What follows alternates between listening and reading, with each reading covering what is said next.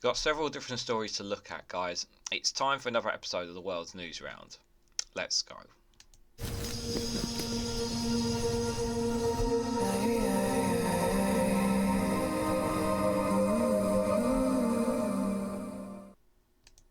Good morning, good afternoon, good evening, wherever you are in the world. This is Reganelite here, another episode of the World Newsround, where I look at various different news stories happening around the world. And we start with this one from the BBC, with France making an abortion a constitutional right. France has become the first country in the world to explicitly include the right to abortion in its constitution. This is a great thing. This is a great moment for France, and I hope that a lot of countries are looking at this with the potential of doing this. Women should have a right to choose what they want to do with their own bodies. It is their choice, and it should be their choice and their choice alone to make about whether or not they want to have a baby or not. It should be down to them. I don't accept this premise that it is murder when a baby is inside a mother's womb. It is a mother's choice whether or not they want to have that life or not. That's my potential belief. You can strongly disagree. I don't think it's fair that women have that choice taken away from them, especially by a man who thinks they know what a woman's body is better when they clearly don't. And I couldn't be more pleased, for women in France who can actually have that choice, make that decision.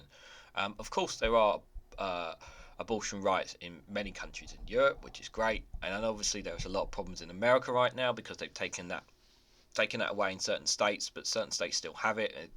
It's a kerfuffle for women in America, and in some countries it's outright banned across the globe. But I hope this sends shockwaves around the world, and long may women have that right to choose for themselves, because it really does matter.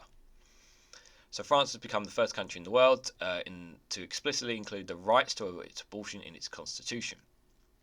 Parliamentaries voted to revise the country's 1958 constitution to enshrine women's guaranteed freedom to abort. The overwhelming 780 to 72 votes saw a standing ovation in the parliament and versatilities when the result was announced. President Emmanuel Macron described the moves as French pride and that had sent a universal message. However, anti-abortion groups have strongly criticised the change, as has the Vatican. Abortion has been legal in France since 1975, but polls show around 85% of the public supported amending the constitution to protect the right to end a pregnancy. And while several other countries include reproductive rights in their constitutions, France is the first to explicitly state that an abortion will be guaranteed. It becomes the 25th amendment to modern France's founding document and the first since 2008. Following the vote, the Eiffel Tower in Paris was lit up in celebration with the message "My body, my choice." Before the vote, the Prime Minister Gabriel Attal told Parliament that the right to abortion remained in danger and was at the mercy of decision makers. "We're sending a message to all women: your body belongs to you and no one can decide for you," he added. While resistance from right-wingers in Parliament failed to materialise, President Macron has been accused of using the constitution for electoral ends. Critics say the revision is not necessarily wrong in itself, but unnecessary, and accuse the president of trying to use the cause to boost his left-wing credentials. Since 1975, the law has been updated 9 times, and on each occasion with the aim of exceeding access. France's Constitutional Council, the body that decides on the constitutionality of laws, have never raised a query. And in 2001 ruling, the Council based its approval of an abortion on the notion of liberty enshrined in the 1789 Declaration of the Rights of Man, which is technically part of the Constitution. So many jurists said abortion was already a constitutional right. Well, they're already saying it's a constitutional right, but it wasn't really enshrined in it. But I still think it's a great thing, regardless. The constitutional change was prompted by recent developments in the US, where the rights to abortion was removed by the Supreme Court in 2022. Individual states are now able to ban the procedure again, ending the rights to abortion for millions of women. The move to enshrine abortion in the French constitution has been welcomed by many. This right to abortion has retreated in the United States, and so nothing authorised us to think that France was exempt from this risk, said Laura Simonelli from the foundation La Femmes Right Group. There's a lot of emotion as a feminist activist and also as a woman, she said. They're not all supported, with the Vatican repeating its opposition to abortion. There can be no right to take a human life, the Vatican institution said in a statement, echoing concerns already raised by the French Catholic bishops. It appeals to all governments and all religions and traditions to do their absolute best so that in this place of history the protection of life becomes an absolute priority. They are, with all due respect to the Vatican, it is, again, you don't have it's not your right to make that choice. It should be the person who's holding that child, holding that womb, whether or not they want to have that baby or not. It is their choice. It's not your choice in any way, shape or form, in my opinion. Again, I know I know some people have strong feelings about this, but it should be a choice for them and them to make alone. I really, really believe that. It's going to be one that people will continue to talk about. It's not one that's going to go away anytime soon. They're going to have plenty of discussions, I'm sure, in the future about it. So this next one, guys, is got from Middle East and interesting one to say the least, I would say. So the headline is Egypt plans to expand the Suez Canal again after an $8.2 million project fails to achieve its goals. So the new project seeks to prevent blockages and accumulate more traffic nearly a decade after Egypt launched an expensive parallel lane with the same purpose. So for those who are wondering, that's a picture of the Suez Canal there. And the gap there is not very... you can see it's quite tight. And Egypt want to expand it to make it easier to get more shipping in and out. And I personally don't have a problem with that. Because it's such a vital trading bloc between Europe, India, and the rest of Asia, Australia, from that regard, to allow trade to flow through. I really do think that's important, and any kind of blockages is really, really bad. But £8.2 million project there failed to achieve its goal. So I do think the Suez Canal is obviously a vital world trade route. I don't think anyone here is going to debate that. Whatever the Egypt are planning, I actually say, yep, let's anything to help improve that is a great thing. But obviously the priority is obviously the concerns about the Houthis that are causing trouble within the Red Sea. But we know the story behind that, don't we? But yeah, I'm definitely all for expanding the Suez Canal if it helps improve global trade, as long as it doesn't affect people around it. But let's read a bit into it, guys. So Egypt has commissioned feasibility studies for another expansion of the Suez Canal to facilitate traffic in the vital waterways where 12% of global maritime trade passes. Obsar Rabi, chairman of the Suez Canal Authority, the SCA, said on Sunday that 2 international companies are currently tasked with the feasibility studies into the project, which will turn single lane segments into double lane crossings. We have studied the complete doubling of the Suez Canal, and so far there is no complete doubting of the canal, and there are still around 80 kilometres in the Suez Canal that have not been doubled, including 50 kilometres of the north and 30 kilometres in the south, Rabi said during the annual International Maritime Transport and Logistics Conference, the MARLOG. He added that the project aims at doubling the canal's and navigated channels in the Great Lakes areas by 10 kilometres to join the Suez Canal. The expanded Suez Canal will be 82 kilometres instead of 72 kilometres to increase the number of ships, he explained. The project idea has been in place since the container ship blocked the Suez Canal in 2021 for 6 days, halting traffic on the shortest shipping route between Europe and Asia. Rabel last year said that another 10 kilometres expansion was being carried out, in addition to the widening and deepening of 30 kilometres in the waterways to facilitate two-way traffic. Revenue from the Suez Canal has dropped by half in January compared to the same period last year, since the Houthi attacks on Red Sea traffic in the aftermath of the Israel war on October the 7th, Rabi has said. The Houthi attacks have pushed numerous commercial vessels passing through the Suez Canal and Bab al-Shari Strait to take alternative and much longer routes around the South African Cape of Good Hope, causing major delays and changes. Around 50% of the world's shipping traffic transitions to the Suez Canal, which is a major source of foreign currency revenue for Egypt. Yeah, because Egypt basically controls it, their economy pretty much relies on this Suez Canal.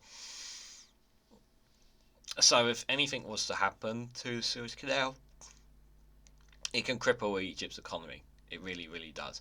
Um, we also know that there is talk about a second sort of canal being produced by um, Israel and Saudi Arabia of some sort, some kind of second canal, which would be quite interesting to say the least as well. There's also been that talk as well. In 2015, Egypt completed the digging of a new 35-kilometre length along the section of the canal branded as the new Suez Canal. The project cost 8.2 billion, as is one of several major projects the President Adel Falib has launched since he became president in 2014. He promised it would boost the canal's revenue and alleviate Egypt's economic woes. Egyptian pro-government media promoted Rabon's announcement on Sunday, claiming that the 2015 project has increased the canal's revenue from 4 billion in 2015 to 9 billion in 2023. But a study from the Alternative Policy Solution think tank at the American University in Cairo, published in August, showed that the 2015 project had not boosted canal revenue as hoped. While revenue has increased, so have expenditures, including wages and taxes. It cited the increase of the cost to income ratio as a negative indicator for the profitability of the project over the past 9 years. That ratio shows the profitability of a particular project and the efficiency of its management.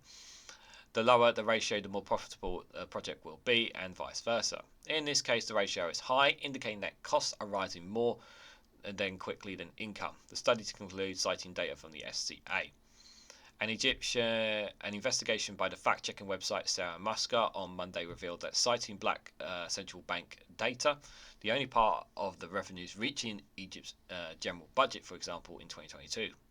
State budget received 3.8 billion out of 7 billion from total revenues from the canal. Interesting. So they're not making as much money, according to these, as much as they should do, really. Because everything comes out, there are costs obviously coming to these projects as well, costs that the Egyptian government will have to pay in order to do so. But it's also about those long-term investments as well. The long-term investment is what's supposed to be the beneficial for it. But looking at the map, looking at it there, I do think if they can afford to make it double lane, they should do so. It would certainly boost global trade. It really would boost global trade, and it would be good for everyone if that was able to be managed. Whether it will or not is another matter, but I certainly think it can be done if if they want to get it done, then ensure it does, guys. So, guys, the next one we got is from the Kiev Post. Before I do, just remember, if you haven't already, please hit the like button. We greatly appreciate. Share it across social media, and hit the bell notification icon so you'll be notified of whenever I upload another video. So this next one is Tusk. Donald Tusk is urging the EU to impose full sanctions on Russian, Belarusian farm imports. So the Polish Prime Minister's appeal comes as a likely response to appease Kiev and local farmers as the rift between Warsaw and Kiev widens over Ukrainian farm imports.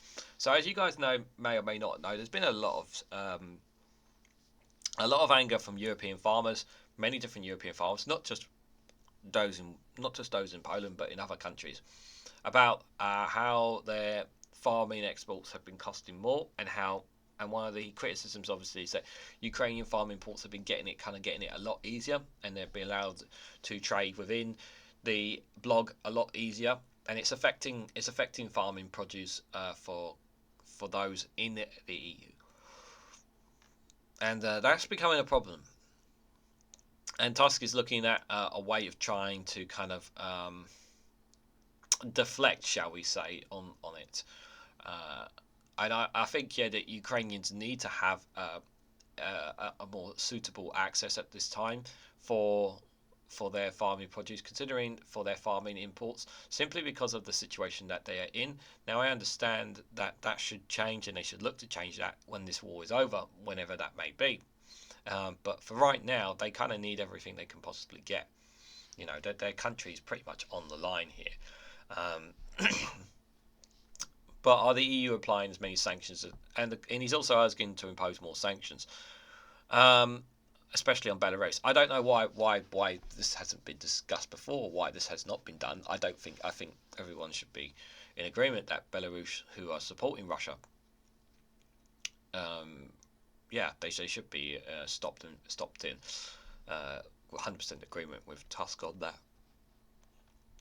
So the Polish Prime Minister Donald Tusk has called on the EU to impose full sanctions on Russian and Belarusian farm imports in response to the ongoing protests against the bloc, particularly in Poland against competition from Ukrainian imports.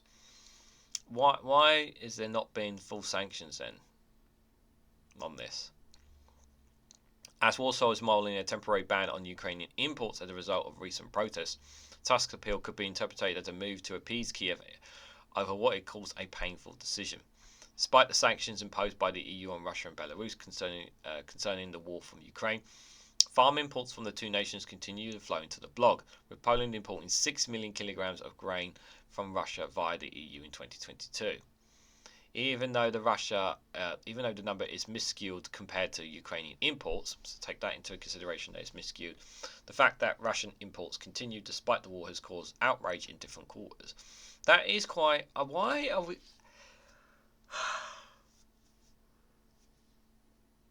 I was about to say why, but then I just realised something. So there's actually so one of the reasons is that, believe it or not, is actually Russia have been able to manage their economy pretty sustainability ever since, like when they first did the war, when the war first started, their economy got tanked and really suffered.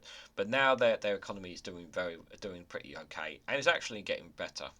It's really getting better because the country is relying less and less on others to sustain itself.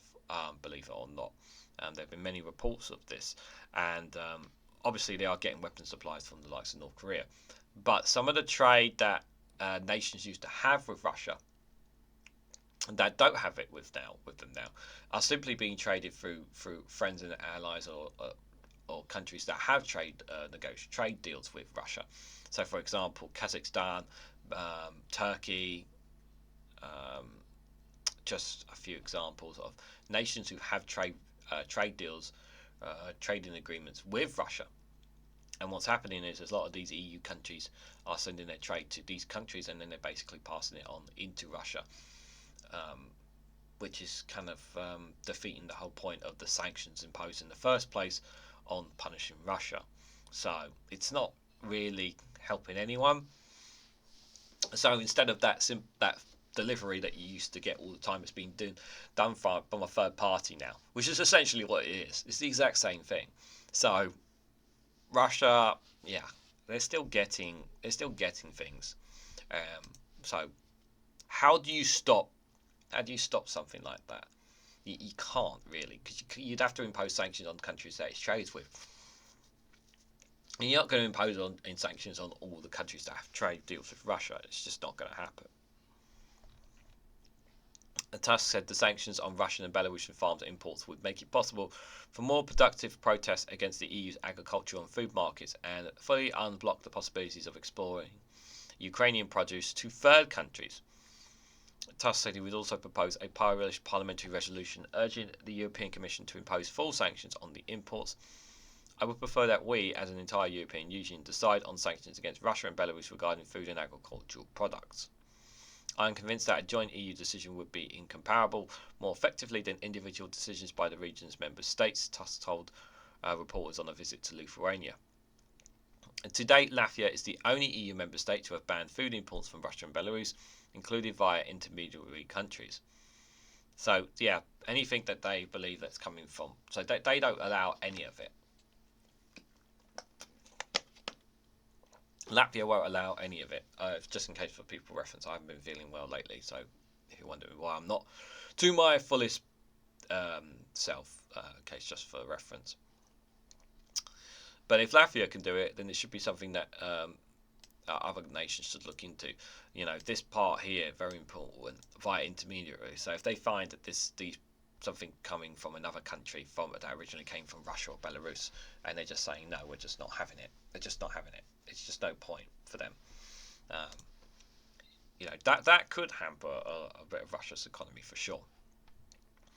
A recent Kiev Post op-ed covered the protest developments in detail, where the protesters say Ukrainian farm imports had undercut local price and led to excessive competition after the EU dropped tariffs on Ukrainian imports following Moscow's full-scale invasion. again, I understand the anger from EU farmers. I really do. But Ukraine's very existence is under threat here, and they need everything that they could possibly get. And my position is that this will not be the same thing when the war is over, if Ukraine happens to triumph somehow. Poland's ties with Ukraine have become strained over the protests, which have led to border blockages, with at least 4 instances of Polish farmers spilling Ukrainian grain from trucks and freight trains. Yeah, it's a difficult situation for Donald Tusk and for the EU. And again, I understand the situation. I understand why they feel this need, and why they feel they need to make these points. It is problematic, that is for sure. Sorry, 1 second, just fixing something. I understand that concern. I really do. I think it's a major situation. They're concerned about they're making their profit and their bottom line. But at the same time, we're talking about a country's future here, and they need everything they could possibly get here. So in that regard, from that regard, I understand Ukraine's point of view in the decision by the EU, and at the same time, I also don't understand why we're still allowed so much trade with Russia and Belarus, especially with intermediates. Like that could do some dent in Russia's economy. It can do. It's a case of whether we're willing to choose to do so as well. So guys, just before I go to the next one, if you want to financially support me in the work I do here, you can actually do so by becoming a YouTube member for as little as 99p, or joining me on Rumble or Patreon for exclusive content on them as well. Any financial support really does help and support me and this channel and the work that I'm doing here. So anyone who does so, I want to say thank you very much. I really greatly appreciate it. This one is from America. I've covered this in a short video as soon as it happened, but I wanted to cover it in a longer story for you guys as well. So the Supreme Court rules state that they can't kick Donald Trump off the ballot. The decision swiftly ends the legal fight over whether states can bar Trump from their ballots based on the Constitution's 14th Amendment. Interesting, because the thing is as of right now, he hasn't been made guilty of the what happened on January the 6th. He has not been. My understanding is that he's not been made guilty on this. Now, I have not had a chance to fully catch up on American politics recently, guys. So I do sincerely apologise. I've been very busy on that, and it's something I do plan on chasing up at some point this week. But what I will say is that I'm actually keen to read the part of why they state that they can't kick Donald Trump off the ballot, because there is so much concerns about this man that he is considered a threat to. He's considered a threat to democracy. He really is. The man, just like Joe Biden, can't really string correct sentences now. The fact that America has to choose between these two is really quite sad, really. I generally believe that America deserves better than both Biden and Trump. Which is why I know Nikki Haley is at the current time of the recording is still in this race, but she's not gonna beat Trump to it. So the Supreme Court on Monday handed a sweeping win to the former President Donald Trump by ruling that states cannot kick him off the ballot over his actions leading up to January the 6th attack on the Capitol, bringing a swift end to a case with huge implications for the 2024 election. In an unsigned ruling with no dissidents, the court revised that the Colorado Supreme Court, which had determined that Trump could not serve again as president under Section 3 of the Constitution's 14th Amendment Act. The provision prohibits those who previously held government positions but later engaged in insurrection from running various office.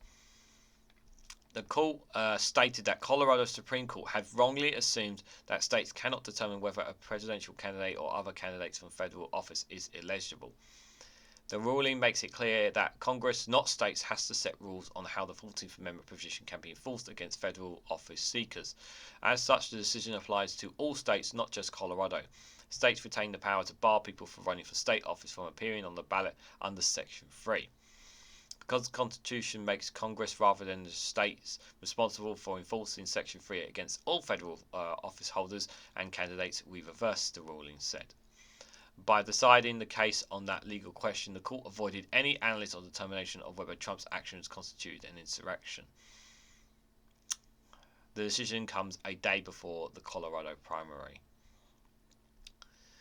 Minutes after the ruling, Trump held the decision in an all-capital post-letter post on his social media site, writing, "Big win for America." No, big win for Trump, not big win for America. I'm not going to read the full document. In addition to ensuring that Trump remains on the ballot in Colorado, the decision will end similar cases that have arisen. So far, only two other cases, Maine and Illinois, following Colorado's path. Like the Colorado ruling, both these decisions were put on hold. Colorado Secretary of State Jenna Gisquag registered disappointment with the decision in an interview with NBC News. Ultimately, this decision leaves the door open for Congress to act to pass authorization legislation. But we know that Congress is nearly a non-functioning body, so ultimately it'll be up to the American voters to save our democracy in November, she said. Marine Secretary of State Sheila Burkholz was quick to act after the ruling. "I hereby withdraw my determination that Mr. Trump's primary petition is invalid," she said in a statement, citing her obligation to follow the law. The Supreme Court's decision removes one avenue to holding Trump accountable for his role in challenging the 2020 election results, including his exoneration that his supporters should march on the Capitol on January 6, where Congress was about to formalize Joe Biden's win. Trump is facing criminal charges for the same conduct. The Supreme Court in April will hear oral arguments from his broad claim of presidential immunity. The ruling warned of dangers of a patchwork of decisions around the country that could send elections into chaos if state officials have the freedom to determine who could appear on the ballot for president.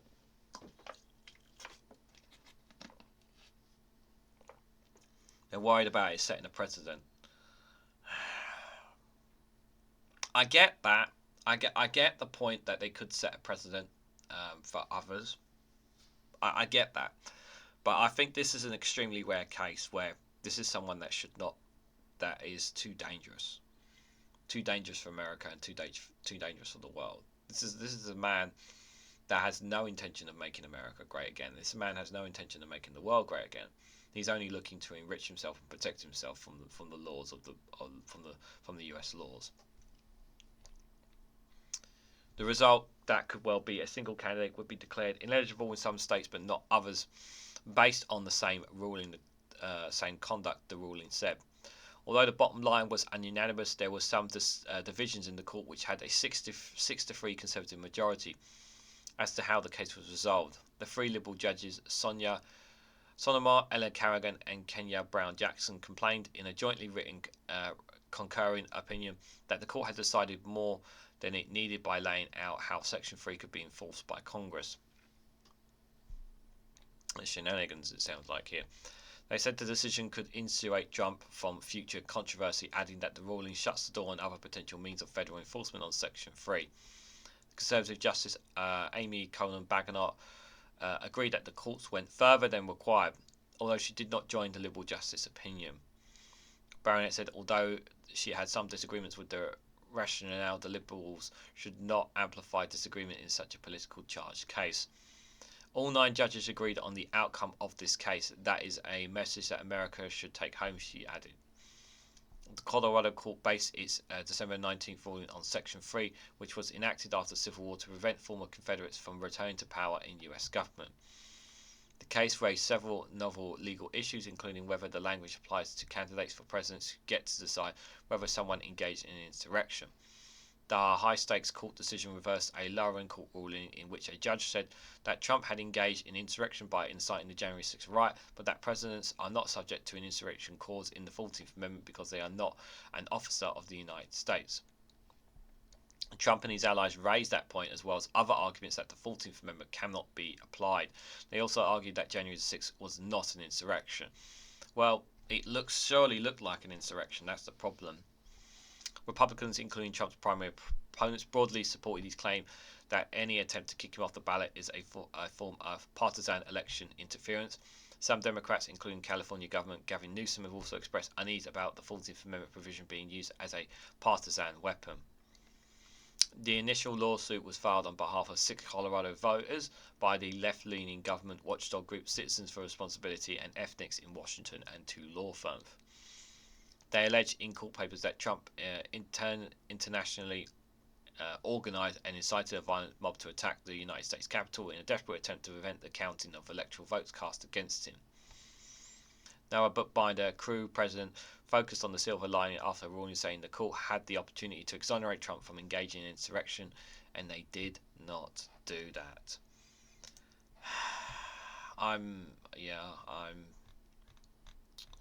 It's not good for America. Like, people think that that America's, look, I just don't agree with President Trump. I just think the man is off his rock. I really do think he's an absolute madman. The very democracy is once again under threat, and I generally believe, and I hope so, that after this, that if Trump does lose a presidential election, and that's if, and something tells me he's probably not, but if he does lose again, this is the end of him. This really is the end of him, because both him and Biden are both so old. Whoever loses is done for. Is not coming back. Not coming back into politics. I really believe that. But I feel that if Joe Biden does somehow win, they will try to claim that it's rigged again of some sorts. They will always try to make that point, and I generally am fearful of such rhetoric coming into politics. There was many cases that were put up. There was no evidence to suggest of widespread rigging, but obviously conspiracy theorists would have another matter on that. But like I said, my understanding of courts and that is not as knowledgeable as others. But there may have been allegedly some shenanigans within the Supreme Court and Supreme Court potentially. But yeah, it looks like Trump's going to run. And the thing is, he doesn't have COVID in the way this time as well, because that was one thing that may had an effect. So, while there are a lot of people who see through Trump and see him for a crazy cuckoo for what he is, there are a lot of Americans who generally believe that he's making their country better. Even though I didn't see he hadn't really made a huge amount of progress, I would say, when in his 4 years. He had everything. He had the House, he had the Senate, he had all full control. They could have done so much, and they didn't. They didn't really do it anywhere near enough. But we'll have to see what America decides, because it really is going to be between Trump and Biden at this point now. So guys, going to take a little bit of a break here. Thank you guys if you've been here and watching along so far. Have a little funny video for you guys. I hope you guys enjoy this one. This is from Foil and Arms. It's Ireland or Australia. Who wins? Hey man. Alright man. I'm calling from Australia. Calling from Ireland. The weather is Freezing. roasting. 18 degrees. People are going around wearing coats. Walking around in t-shirts. And they won't even let me swim in the sea because of sharks. Because of raw sewage. But when you do get in the water, it's bliss. It's pure torture. I went to this farm the other day, got to pet a koala. A goat. Yeah, and then I got a picture taken with a baby crocodile. With a goat. It was a surreal experience. Oh, and I got punched in the face. Yeah, by a kangaroo. By Conor McGregor. Apparently it happens all the time. So I went to the hospital. None of the doctors were Irish. All of the doctors are Irish. They've got this weird traditional sport. It's kind of like rugby. But it isn't. Mostly it just seems like they're beating each other up. And everywhere you look, everything's green. Brown. As far as the eye can see, brown. Everyone here lives in the capital. Nobody lives in the capital. And your nearest neighbour's like 300 kilometres away. 3 metres away. Oh, and they've this massive rivalry with them. With their neighbours England. New Zealand. Even though they're basically the same country. I said that and they went crazy. There's a real island mentality. And get this, they think that they drink more beer than us. But they don't. I mean, they definitely don't. Oh, the barbecues. So much meat. So much rust. Oh, but everybody loves. Everybody loves. Home and away. Home and away. Anyway, I better go. Some of us from the hostel, we're going to go drink a bag of wine on the beach. Bag of cans in a field. Supposed to be a tradition. They're weird here. Doomed up. I hope you guys enjoyed that one. Definitely, I haven't listened to that one before, so that was an interesting one to say the least, guys. I do like doing the foil and arms ones. They are pretty funny They are pretty funny ones, that's for sure. So definitely a good laugh out of them. Let me just make sure I've got. Why is this? There we go. Fixed it there. So this next one we got for you guys is from Al Jazeera. Interesting. This is an interesting one. But then Russia will make a lot of claims about things. So Russia claims German military leak proves that Western involvement in Ukraine. The Kremlin says a wiretap shows German military is discussing plans to strike the Russian territory. It feels like a little bit of fear mongering, or stoking up that tension even more. Now, I don't know how much of this is true, but I will say this though. The EU is very concerned about the possibility of Ukraine falling to Russia. They're very concerned about it. While America is concerned about it, the EU are obviously concerned about their own borders and about their own protection, which is why there's been an increase in defence and military expenditure from many EU countries, because they are concerned about the possibility of direct engagement with Russia. That is something that is potentially down the line. That could very much potentially happen. There could potentially be World War III is coming, because tension is rising across the world, and this is something that we should all be extremely concerned about. Now, Russia have made lots of claims about a lot of things, so whether this is true or not, I'm not 100% sure, but is it fair to say that many countries have plans like these, though, to have them in the background just in case as well? I would not surprise me, to say the least, if I'm honest. But let's just read what they have to say. So, a wiretap of recording of German military officials published over the weekend proves Western countries were participating in the conflict in Ukraine, the Kremlin has claimed. Well, we're kind of already in the conflict anyway, because we're supplying weapons and arms, equipment and whatnot to the forces of Ukraine anyway. So, are we not already involved in the conflict technically? We're just not putting ground. The only difference is we just don't have people on the ground, soldiers on the ground. That's the only difference. The assertion was made by the spokesman on Monday, shortly after Moscow had reportedly summoned the German ambassador. The previous day, Berlin said that the release of the recording via social media was part of efforts to destabilize Germany. So they deny it, obviously.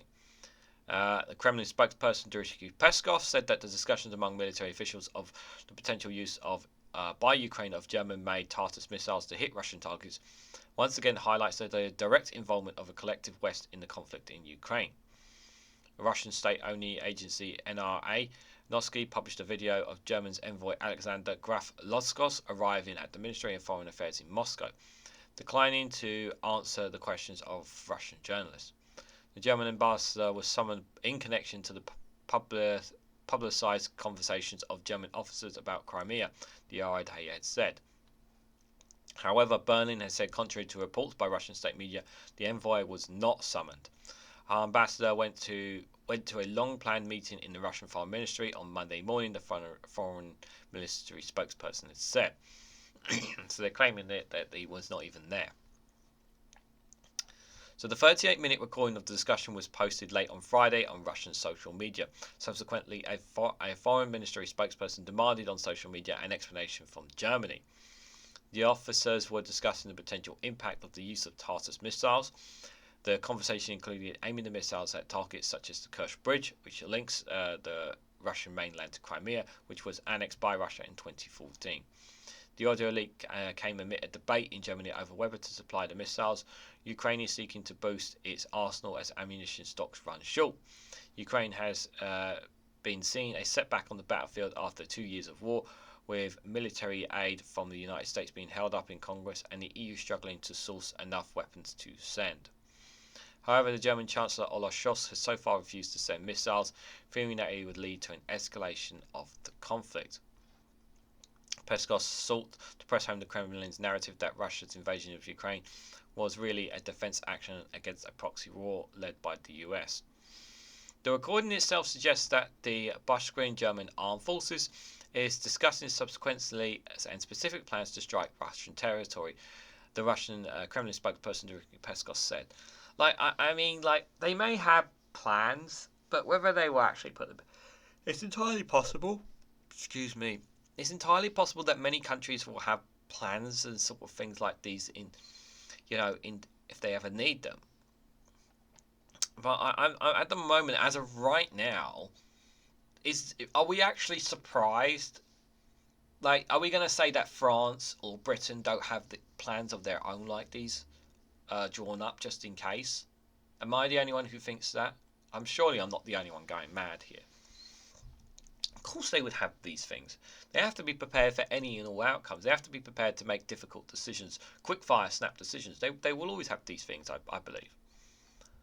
The spokesperson added that it was not clear whether the German armed forces were acting on their own initiative.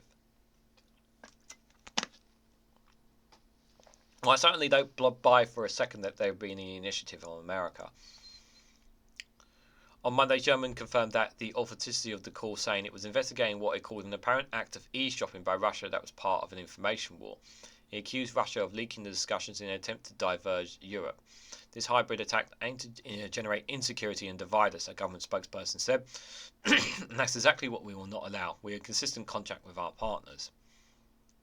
The Kremlin has repeatedly denied accusations of spreading false and misleading information when faced allegations from other countries. Meanwhile, the German Chancellor Scholz reaffirmed his reluctance to send Tartus to Ukraine. You cannot deliver a weapon system that has very wide reach and then not think about how control over the weapon system can take place, he said on Monday. And that if you want to have control, it's only possible if German soldiers are involved. That is out of the question for me. His hesitancy is a source of friction within his three-party coalition and of congregation with German conservative opposition. The Defence Minister Boris Pistorius said that while the German officers discussed scenarios to use Tartus missiles, he did not mean a green light had been granted to supply the weapons to Ukraine. Russian state media TASS reported on Monday. I think the officers did what they are there for. They are thinking for different scenarios without planning anything in any way, without leaving no doubt to it, Pistorius told reporters. Neither I nor the Chancellor has given the green light for the use of Tartus. They said that their jobs as leaders is to contemplate what scenarios were possible. Exactly. This is exactly the point. Yeah. This is they need to prepare and have all these scenarios, ready for eventualities of anything that could potentially happen down the road. This is a very obvious thing. Couldn't agree more. Germany is among the NATO countries that have supplied weapons to Ukraine, including tanks. Russia accused it of what is called Collective West of using Ukraine to wage a proxy war against it. NATO said it's helping Kiev to defend itself against a war of aggression. It is a war of aggression. We've discussed this many times. We know that there is corruption, there are issues within Ukraine, but what they're doing and what they're claiming that it's for is just absolute hogwash, guys. It's absolute hogwash. I don't buy this premise in any way. I don't buy the premise in any way, shape, or form about what's happening. There. That their point of view of why they are doing what they're doing. I think we need to be very, very careful. But there's a lot of misinformation out there, so it's dangerous. It's dangerous. There's so much misinformation out there on social media now, and you really have to be careful. Not every single news report is 100% accurate, but they're about as close to the truth of information that we possibly have. So I will say, whenever you get certain news out there, to always take it with a pinch of salt, and that includes even taking it from this channel. I've said before, guys, I always take things with a pinch of salt, and you shouldn't just assume that what Russia is saying are true as well. It's like I said, these scenarios they are not the only ones. Germany, lots of countries have all sorts of scenarios to prepare for any and all sorts of outcome. I can absolutely be assured that America would have thousands of scenarios on lots of different countries, especially with regards to China, Taiwan, if Russia was to ever invade Alaska, like all sorts of crazy scenarios, because they have to prepare for any and all outcomes to protect themselves. And I'd like to think that the UK would do the same too. At least I'd like to. This one here, guys, we got next. It's a bit of a short story, but I've talked about this in the past, but it's just confirmation of it from Reuters. The Pentagon leaks the defendant Jack pleads guilty and faces years in prison. He leaked, the guy.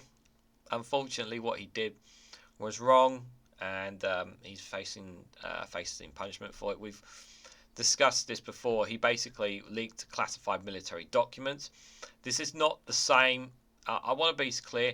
How is this? So people might make how is this different to what Julian Assange did in trying to make that comparison? I think some people will rightfully or wrongfully try to make that comparison. The difference between this and Julian Assange is that he was exposing information about the war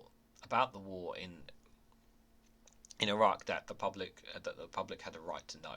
He was doing his job, journalism. What this guy did was leak classified documents that could actually be initially a threat to the security of the United States of America, and didn't really think about face the consequences of that. Whereas Julian Assange did what he was supposed to do, and that is a journalist. So that's the main crux of the difference between the two. It's a shame. Why I still can't to this day understand why he did what he did. When looking back on it, poor Jackie really should have known better, really. So Jack Teixeira, a member of the Massachusetts Air National Guard, charged with leaking classified military documents on a social media platform, pleaded guilty on Monday to carrying out one of the most serious U.S. national security breaches in years. Taliska, who has remained in custody since his arrest last April, admitted wrongdoing during a hearing in a federal court in Boston after striking a plea deal with prosecutors who plan to ask a judge to sentence him to over 16 years in prison. 16 years, guys. He's going to be in prison for 16 years. He's 21 years old. That's a huge chunk of his life, all because he released those documents. Absolutely stupid. Really, really stupid. The 22-year-old pleaded guilty to 6 months of willful retention and transmission of classified information related to national defense over a leak last year of a trove of classified records to a group of gamers on the messaging app Discord. Yeah, I just don't understand why you would do that. Just don't. It's not worth a huge 16 years. That's a huge chunk of your life. So it won't be till his late 30s or even 40s by the time he gets out. Assistant Attorney General Matthew Olson, who heads the U.S. Department of Justice National Security Division, at a press conference said the plea brings a measure of closure to a chapter that created profound harms for our national security. In exchange for his plea, prosecutors agreed not to charge Alexa with further violations of the Espionage Act. The plea deal calls for a sentence for at least 11 years in prison, and prosecutors plan to ask the U.S. District Judge Anita Torra sentencing Taliska to 16 years, 8 months in custody. His sentencing is scheduled for September the 27th. Before his arrest, he's at his mother's house in North Duncan, Massachusetts. Taliska has been an airman first class in the Ohio's Air National Base Camp in Camp Cod in Massachusetts, where he worked as cyber defense operations journeyman or information technology support specialist. Despite being a low-level airman, Taliska held a top-secret security clearance and started in January 2022 being accused of hundreds of classified documents related to topics including Russia's invasion of Ukraine, according to prosecutors. Even though through his superiors admonishment him twice in 2022 about his handling of classified information and warned him against conducting deep dives into intelligence information, Assistant U.S. Attorney General Jason Casey said in the court on Monday. Under the username The Excalibur Effort, Taliska shared classified information on Discord in private servers, kind of chat room where bragging he had access to stuff on Israel, Palestine, Syria, Iran and China. Elite documents held classified information on allies and adversaries, with details ranging from troop movement in Ukraine to Israel's Moscow spy agency. Michael Broncha, a lawyer for Teixeira, told reporters that his client was unfortunately very much a kid whose youth played a significant role in his actions. He is significantly remorseful for his conduct. Well, the bragging, has cost him a huge chunk of his life. It really is quite sad, to say the least, guys. In December, the US Air Force announced it had moved to discipline 15 personnel over the leaked and revived Colonel Sean Riley of his command of the unit to which Alexa belonged. It did so after an Air Force Inspector General report on the incident found that some members of Alexa's unit and leadership had information about as many as 4 separate instances of his questionable activities. A small number of people has more complete picture of his intelligence-seeking behaviour, and intentionally failed to report his full details to the security concerns an incident report says. So people knew that he had this security and what he was like and didn't really say anything. That's also quite bad. Also, the Justice Department officials told reporters the Defense Department is now undertaking a thorough review of how it monitors access to classified information. The Defense Department had no immediate comment. No, of course they're not going to tell you what those are. But Jack there really, for considering the job that he has and at his age as well, there has to be questions about obviously him having access to such information in the first place. Yes, of course. But he was given assurances that he was trustworthy and careful with that information, and obviously that's found not to be the case, which will probably mean that not only will they review and changes for those who have access to it, but make sure that perhaps the training for those who want to get into working for the Pentagon will be even tougher than even before. Not that I don't think it shouldn't be tough, because I think they should make it very difficult for people to get these roles, because they are extremely sensitive things. But 11 years in prison. Yes, this premise of he's just a kid and whatnot. I get that point, that he's just a kid. He's 21 years old, but he knew what he was doing was wrong, and this was the thing. He thought he could be cheeky and whatnot. He should have known better. He really, really, really should have known better to be playing around with having access to such information, and to kind of brag and show it off was pretty silly, to say the least. I mean, there are things kids can brag about, but bragging about classified documents, that's not really ideal, guys. Really not. So this last one here we got is from CNN, guys. I try not to rant about this because this does infuriate me. So UN agencies accuses Israel of detaining, coercing staffers into false confessions about ties to Hamas. So essentially what this story is, so for those who don't know, the UNRWA, who has had funding cut by many nations, its job has been doing has roughly around about 10,000 workers in its force, helping out those nations and countries that are struggling right now, especially those within the Gaza Strip. There are many, obviously, as you guys know, we have up to nearly 30,000 or toppled past 30,000 lives have been lost within the Gaza Strip, and many people within the Gaza Strip are suffering lack of food, lack of water, never mind just dying from the bombs and the displacements of homes, the mental threshold that it's had on them. The UNRWA has been trying to be looking after them and trying to supply aid into them and support them as best they can, because they do have workers within the Gaza Strip trying to help them. However, a while back, Israel had accused the agency of basically of working for Hamas with no evidence to suggest whatsoever. So, because they don't have any evidence to suggest this, they've made the accusation, and straight away the West decided, it must be true. So the UK, the US, and certain other Western countries pulled their funding out of the UNRWA, even though there is no evidence whatsoever to suggest it.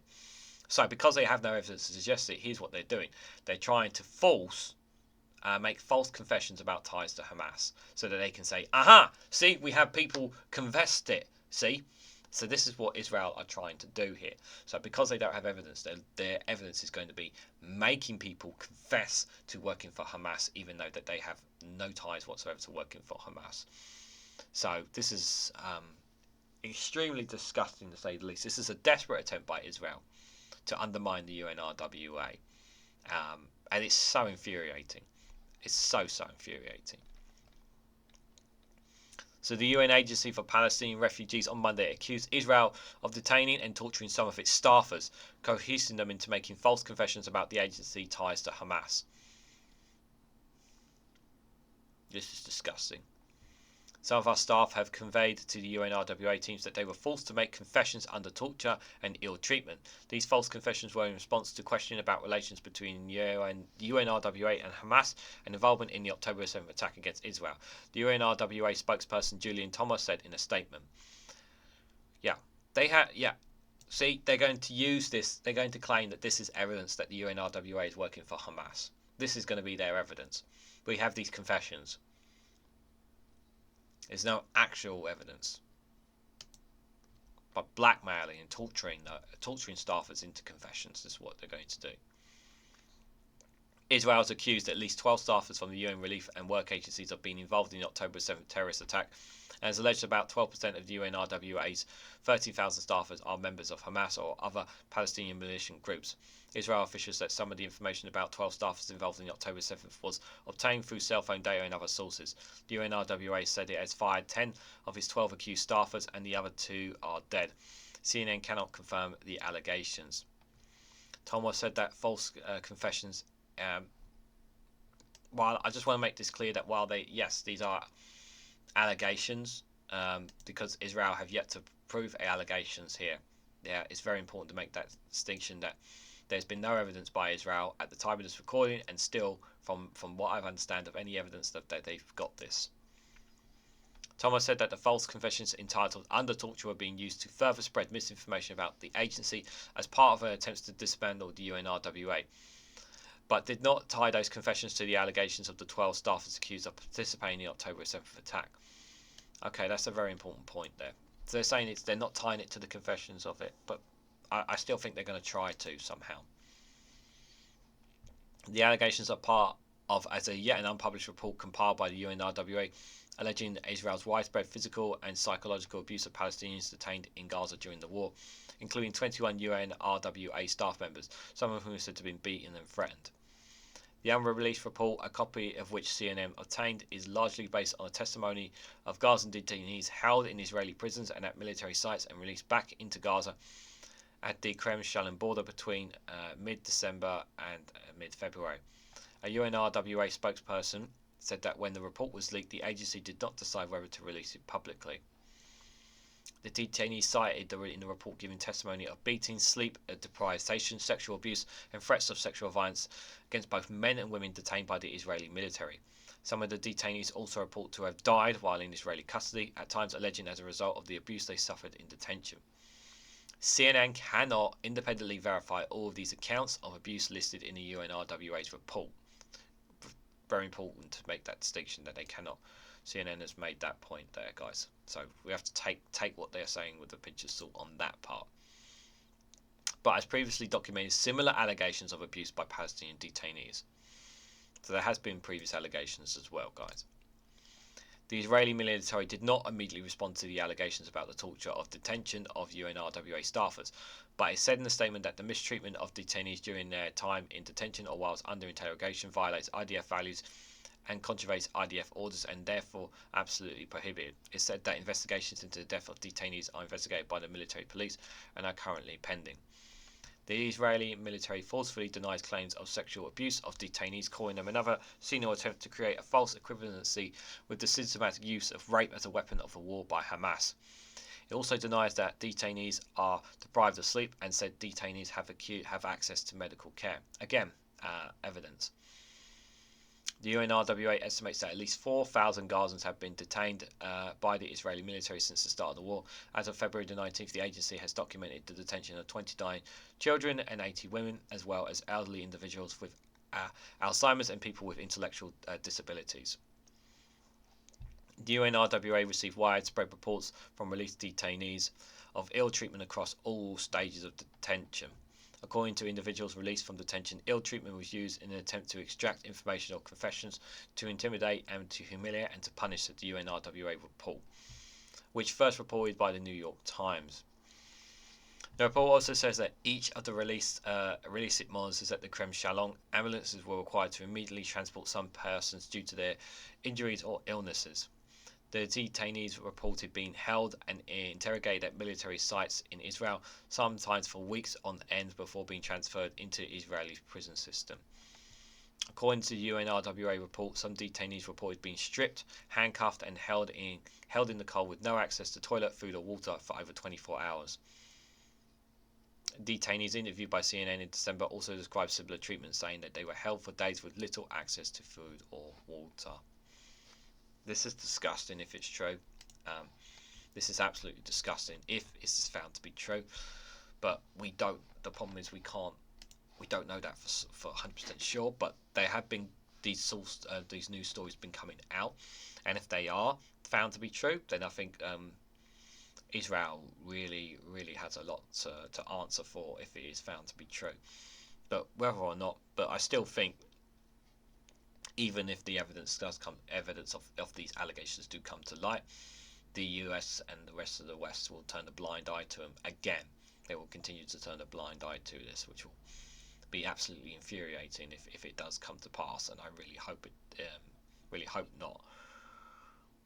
And what I mean by hope not, I mean in terms of the West's support for continuous support for Israel, undying support for Israel with what's happening here. The UNRWA are, these trying to undermine it in every way, shape, or form, but it's just simply trying to do its goddamn job. They're trying to protect lives. That's what they're trying to do, and they're being undermined in every way, shape, or form. And we know this is a horrible, dirty, disgusting situation that's happening in the Middle East right now. It really is. And to hear what some people are being treated by Israeli prisons is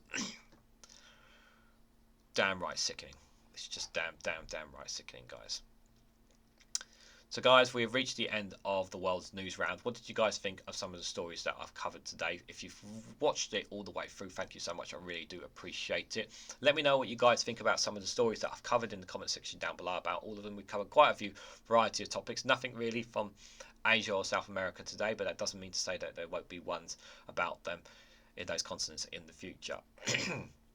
But before you go, guys, if you can, hit the like button, we greatly appreciate it, and share it across social media so others are notified of this video, and subscribe because it really does help support the channel. And if you want to go one step further and financially support me and the work that I do here, which I greatly appreciate, and I'm grateful for everyone who has done so, you can be a YouTube member for as little as 99p, guys. Yes, just 99p. Guys, really does make a massive difference, and you get benefits to do that for that as well if you're a supporter as well. There's also an upgraded version of a $2.99 membership where you get early access to all my content as well. So anyone who is a YouTube member, I greatly appreciate it. So just worth having a look if you can financially support the work I do. I really appreciate it. You can also get additional content as well via my Patreon and Rumble as well. You'll feel free to check them out. The links are in the description down below. So thanks so much for watching, guys, and I hope to catch you all very soon.